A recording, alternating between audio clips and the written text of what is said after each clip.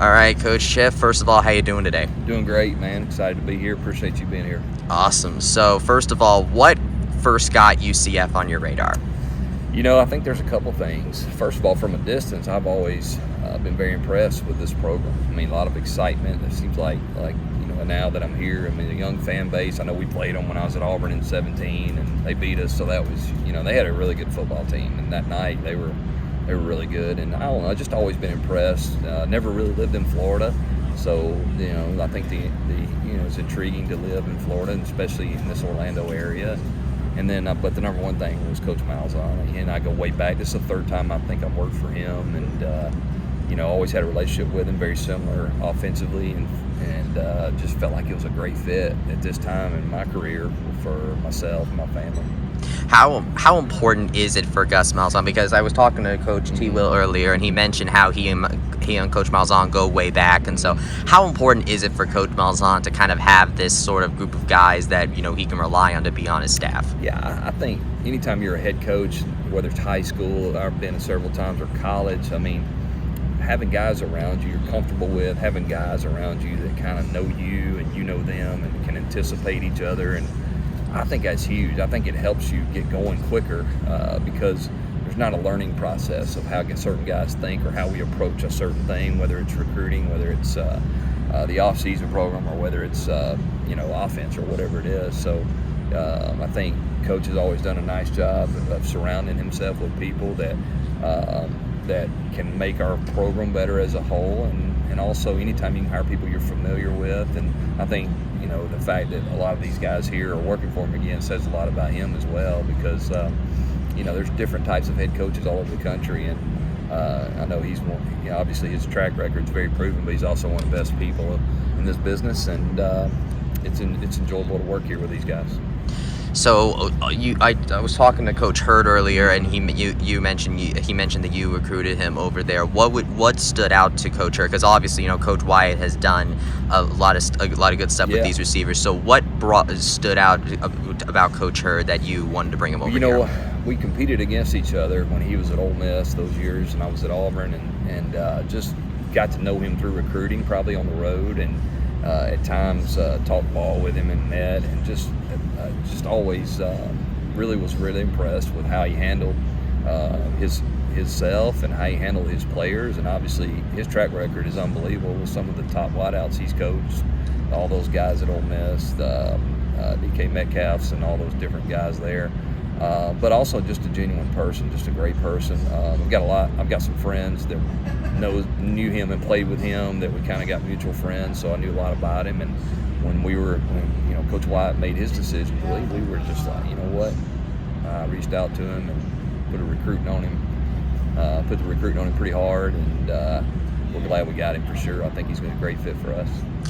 Coach Malzahn mentioned during his first season, it was a lot about just learning. So how has that process been going for you? Because you and Coach Hurd are kind of the only two new ones. Yeah, in spring, I was learning for sure. New faces, new personalities, new skill set. What these guys are very good at, what they aren't. Because anytime you come to a new place, you want to put fresh eyes on someone and kind of build your opinion of who they are and what they're about, maybe their skill set or whatever. But the advantage we had this time, the NCAA allowed us to have time with our guys in the summer, and we took advantage of that. I think we had a great plan.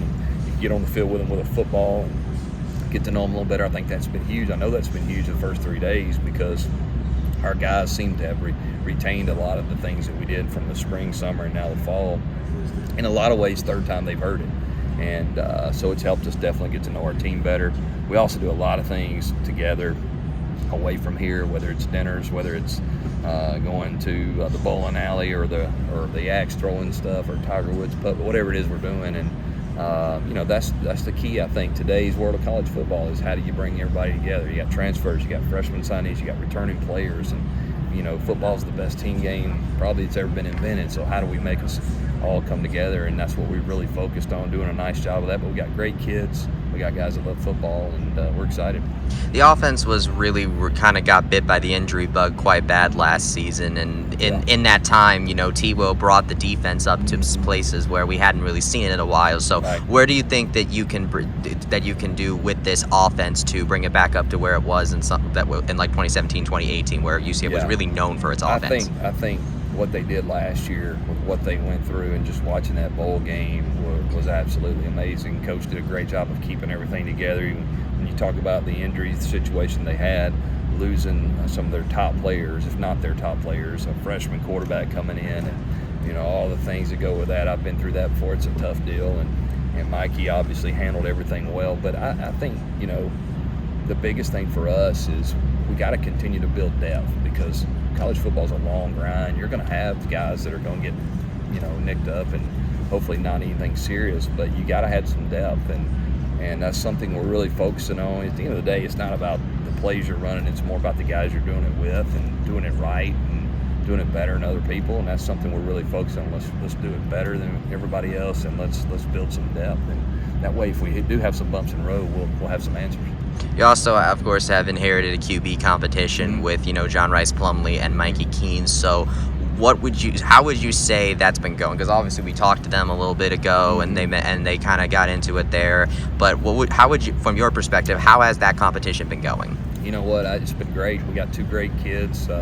Thomas Castellanos, I got to add him in there too, from the standpoint of we got some quality individuals in that room. That's been huge. Obviously, John Rice and Mikey, a little more experience, so they're ahead a little bit. But the competition's been good. Competition's great for everyone.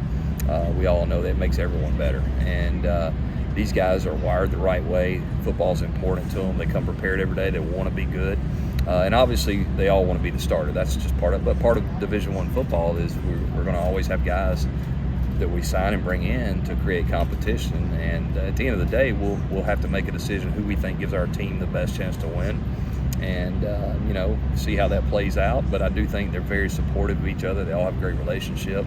They all want to be the starter for sure, 100%. But at the end of the day, the team is first, and I think you'll see that out of these two guys. And a lot of those things I think you saw in recruiting by signing the right kind of kids and the right kind of people who are wired the right way, who don't want things given to them, or when it gets hard, they want to quit. They're guys that want to be here, and guys that are all in, so to speak, and they understand, even if whoever wins the job, that I'm one play away from being the guy, so I got to be ready to go. So you mentioned Thomas Castellanos, and back when the quarterback competition was like Dylan Gabriel, Everett Golson, and Quadric Jones, Dylan Gabriel, as sort of came was that kind of dark horse candidate as a true freshman, and then came out on top. So why do you put Thomas Castellanos in there? What sticks out about him that you really put him there with John Rice and Mikey? I think from what I've seen, Thomas has made a huge improvement from spring till now. When I say that, I just mean understanding the details of what we're trying to do. I think there early on, you got to remember, he should have been in high school still. He graduated early and got here and hadn't been to his prom yet, and he's going through spring football practice. That's a huge jump for a high school kid. And there was times this spring where, man, his head was spinning. Just there's so much required of the quarterbacks at this level to do. There's so many things they have to handle that nobody even understands from a communication standpoint, from certain looks, we got to do this or do that. So that's a lot on his plate. And when a guy's very limited in experience, they sometimes struggle, and you don't see their best because they're processing and thinking a whole lot. And what I've seen now that we've gone through a summer and now in the fall camp is he's processing much faster. He's starting because we're repeating a lot of the same things, and he's very talented for sure. Obviously, still a work in progress in some respect, but I really like the direction he's headed in the future. I think it's really bright for him. What do you think is special about this quarterback room? Just the type of people they are. I mean, there's no ego. The guys are locked in and focused. They love football. There's a lot of guys in college football that they say they love football, but when they get there, do they really want to get up and go to class and go to weights and do tutoring and do the academics and weight room, and by the way, we're going to practice too, and it's going to be hard. So they figure out, I like the thought of football. I like the thought of playing Division I college football. They like the recruiting, but they don't necessarily like the day-to-day. And what I see in our room is we got guys that embrace the grind. They want to get better each and every day, and that's half the battle there. Because really, if they weren't talented enough, we hopefully don't bring them in, right? And but the guys that are wired the right way, and that's why we have to do as much research as we can on these guys from a recruiting standpoint to make sure they're wired, because it's going to get hard. You got to know that. If you're the quarterback, you're going to get too much blame. You're going to get too much credit. I mean, it is what it is. From the outside looking in, people don't understand the nuances that go into things that we do on the field. So you better be mentally tough, and that's kind of, I'm excited because I think our guys are really growing in that area. So what do you want to see? Where do you want this quarterback room to be by the end of the year? Like, what's the big thing you want to see out of these guys between now and the end of the season? Yeah, I think the number one thing always for me has been guys that are really good decision makers with the football. We limit our turnovers. We understand where to go with the ball, which we do from a standpoint of the play, the concept. Okay, now this concept versus this coverage, or versus this look, or versus this pressure. What does that mean to me? You know, where do my eyes need to go to start? Where do they not? You know, those things just take reps, and they take repetition over and over and over. It's not as simple as, hey, I want to throw it to this guy. It's got to be, you know, certain looks are better than others. So, and then we ask them all to do a lot of things at the line of scrimmage, you know, from getting the protection right, from checking in and out of plays and so forth. So I think what I'd like to see is guys that by the end of the year, I hope all three are really good decision makers. Well, I know we can win talent-wise with all three of them, but can all three of them process and make good decisions? I think that's the key to success. People, of course, you know, they obviously bring up, you know, Keen, Plumlee, Ryan, Isaiah, Johnny, all that type of stuff on the offense. But who would you say is a part of this offense that maybe people haven't talked about as much, do you think is in store for a really big year? You know, I think, you know, our offensive line probably doesn't get enough credit as they deserve. We got three veteran guys. When you look at Sam Jackson, Lakai, you look at Matt Lee, those are three really good football players. And obviously we've added a few new guys to that room, but that's where it starts. And I think their veteran presence obviously is something that is very important to our success. And, you know, I think, you know, Ron O'Keefe gets a lot of attention, but we've got a few new guys that, you know, from Kobe Hudson to Javon Baker to, you know, and Amari Johnson's back. I think the tight end position, too, probably goes a little unnoticed. Alec Holler, I think, is one of the best ones in the country, as well as Maury Gamble. So those would be guys that come to my mind, our tight end group, and as well as those new wideouts. But it starts with that O-line. That's where it all starts. And we got, lucky for us, we got three guys that played a lot of snaps. Where do you want, like in general, where do you want this offense to be by the end of the year? What's the biggest thing you want to see them do between now and the end of the year? I think efficient. Be efficient. I mean, you know, let's when we get in the red zone, let's get points. When we, you know, let's don't have turnovers. Let's execute at a high level.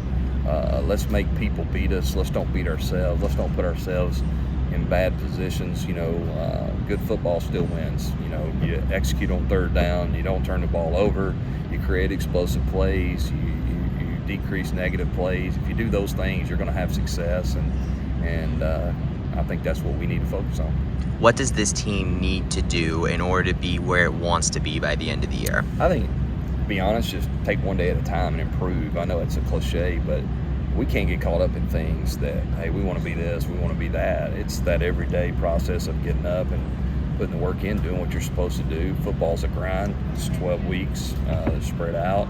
So you got to want to do it each and every day. We can't control anything other than what we do, so don't worry about things we can't control. And the teams that I think stay focused on improving every day and one play at a time or one day at a time, the teams that take that approach usually have success.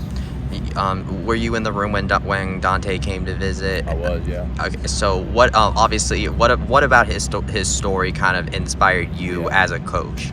You know, I think this is a guy that was probably one of the, if not the greatest player to ever play here. He was an All-Pro in the NFL, all the success, but just he was so humble.